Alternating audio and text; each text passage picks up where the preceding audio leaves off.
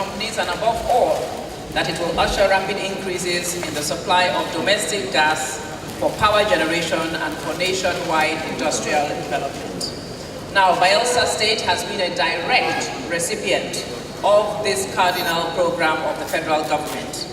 As president, in April 2010, Goodluck Ebele Jonathan signed the historic Nigerian Content Act into law, and that act provides guarantees for indigenous participation and integration of oil-producing communities into mainstream industry activity, as well, of course, as providing for the development and utilization of local capacity by promoting education and training, employment, asset domiciliation, indigenous ownership of equipment, and establishment of a special fund for capacity building. And this act has produced over 50,000 jobs in 4 years. And the strategic location, of course, of its management headquarters was placed in Yenagoa, the Bayelsa State capital, and it is continuing to contribute value to the local economy here. Some of the future prospects that directly impact Bayelsa include but are not limited to the following. Expansion of the Nigerian Content Management Building, which is headquartered in Yenagoa, and construction of a new $200 million purpose-built 17-story permanent headquarter building is taking place. We expect that 1,000 workers as well as 12,000 indirect jobs will be created from that project alone, as well as various subcontracting and supply opportunities. We have very shortly in the pipeline a major upcoming industrial park for Bayelsa. It will be a new $100 million industrial park with oil and gas manufacturing components, and it will be situated in Otueke. Infrastructural construction will begin in the 4th quarter of this year, and we expect that that job will create 5,000 jobs for Bayelsans. We have, in addition, a major upcoming oil refinery, a 100,000 barrels per day refinery and petrochemical plant at Okuroma by the Epic Refinery and Petrochemical Industries Limited Company in conjunction. And they're doing this in conjunction with the Sino-Asia Energy Group Company Limited. We expect that that project will create 100,000 jobs for Bayelsa State. We have, as the governor earlier mentioned, the major upcoming LNG project, the Brass LNG project on Brass Island, which we hope will reach FID by the beginning of next year. Now, once that happens, we expect that it will go on and produce for us at its peak, when it is established over the next 4 years or so, 10 million tons per annum of LNG. We expect that that will also create 5,000 jobs for Bayelsa during the construction phase, and an additional 5,000 plus permanent jobs upon completion. We also have a major manufacturing facility, a new pipe mill by Jiangsu Yulong Steel Pipe Company in Polaku, being planned on the outskirts of Yenagoa. Again, we expect that we will create about 5,000 jobs from that project.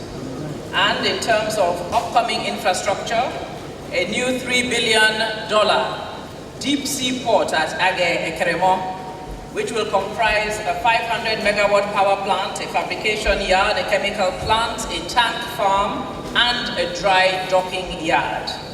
Over 100,000 jobs should be involved during construction, and 1,200 permanent jobs post-completion. Of course, you are all aware of the new Federal Polytechnic at Ekowe, which will train middle and high-level manpower in aqua agriculture, in oil and gas, in applied and environmental science programs, and also in artisanal training facilities at Yanaka. Again, we expect that through Ekowe and in tandem with the PTDF, under the Ministry of Petroleum, we will create tens of thousands of career opportunities for the younger generation in Bayelsa State over the next 4 years or so. So I am very excited about the future and economic potentials of these projects, which go in tandem with what Bayelsa State is doing in this investment and economic forum that we are all here to witness the launching of today. And as a daughter of Bayelsa and as a minister of the Federal Republic of Nigeria, I understand the shared responsibilities that we must undertake as a community to ensure that these projections and more actually become a reality. It is therefore our expectation that Bayelsa will and should expand its oil and gas value chain through resource diversification. It is our expectation that Bayelsa State, which has one of the largest deposits of oil and gas in Nigeria, will offer significant opportunities for the actualization of resource diversification, as we have said, with in-situ availability of feedstock for virtually the entire key hydrocarbon-related processing industries. Bayelsa can be a location for gas-to-power plants, gas-to-fertilizer plants, petrochemical plants, manufacturing, and gas conversion industries, as well as many, many more, if we all work together.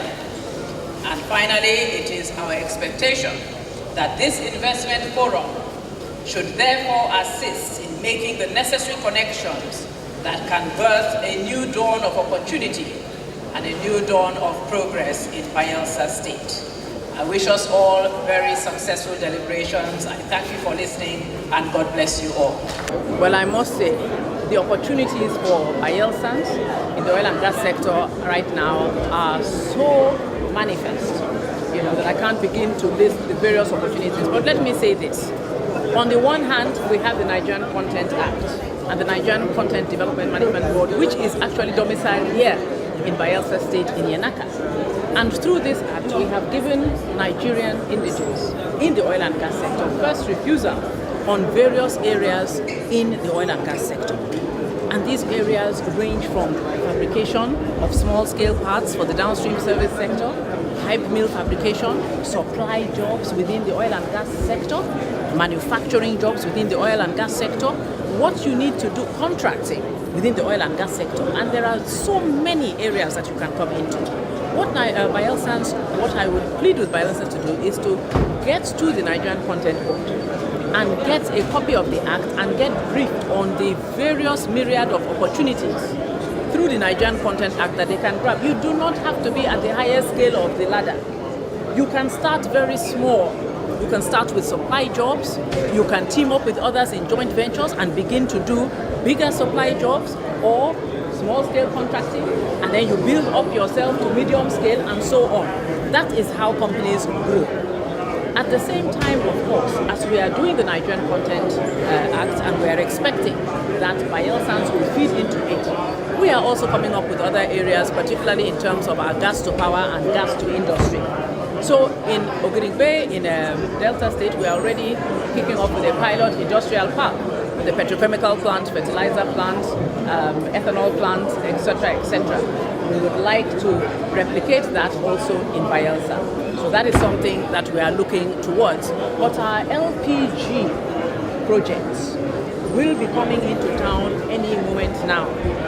We as government are putting together a major LPG project, which means that we will be looking for distributors, we will be looking for logistical support, people who will take the LPG canisters, because we want to replace kerosene with LPG and take it even into the hinterlands. We will be looking for people who will manufacture on small scale and medium scale the actual cooking implements, the LPG gas stoves, LPG light stands, and people who will market them for us and move them from one place to the other for sale. People who will collect the refills for this gas. So that in itself, as you can see, is a whole new industry that we're opening up, that all Bayelsans at different levels can feed into it.